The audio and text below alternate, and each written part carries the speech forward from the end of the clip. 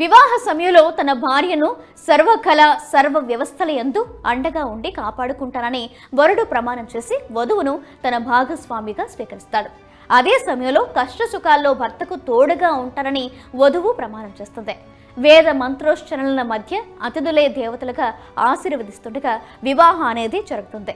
అందుకే హిందూ సాంప్రదాయంలో వివాహ బంధానికి అంత ప్రాధాన్యత ఇస్తూ వధువు వరులిద్దరికీ వారి బాధ్యతలను, వారు మెలగాల్సిన తీరును చెప్పకనే చెప్తారు.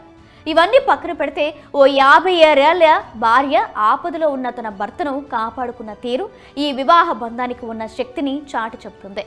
ఈ వీడియో ప్రస్తుతం నెట్టింట వైరల్ అవుతుంది. ఆ మహిళ తెగువకు నెటిజన్లు ప్రశంసలు కురిపిస్తున్నారు.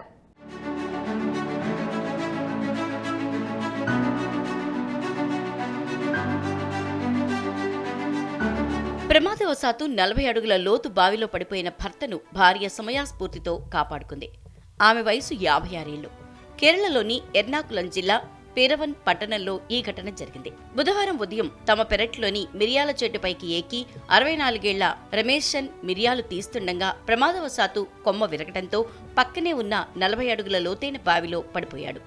అది చూసిన భార్య పద్మ కన్నీళ్లు పెడుతూ కేకలు వేయకుండా సమయాస్ఫూర్తితో వ్యవహరించింది. ఒక తాడు సాయంతో వెంటనే బావిలోకి దిగింది. అప్పటికే నీట మునిగి స్పృహ కోల్పోయే పరిస్థితుల్లో ఉన్న భర్తను సుమారు 20 నిమిషాల పాటు ఆమె అలాగే ఒడిసి పట్టుకుని పైకి వినిపించేలా గట్టిగా కేకలు వేసింది.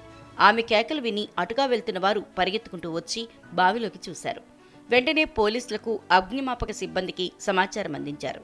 స్థానికుల సమాచారంతో ఘటనాస్థలికి చేరుకున్న అగ్నిమాపక సిబ్బంది, పోలీసులు వలల సాయంతో దంపతులిద్దరినీ బయటకు తీశారు.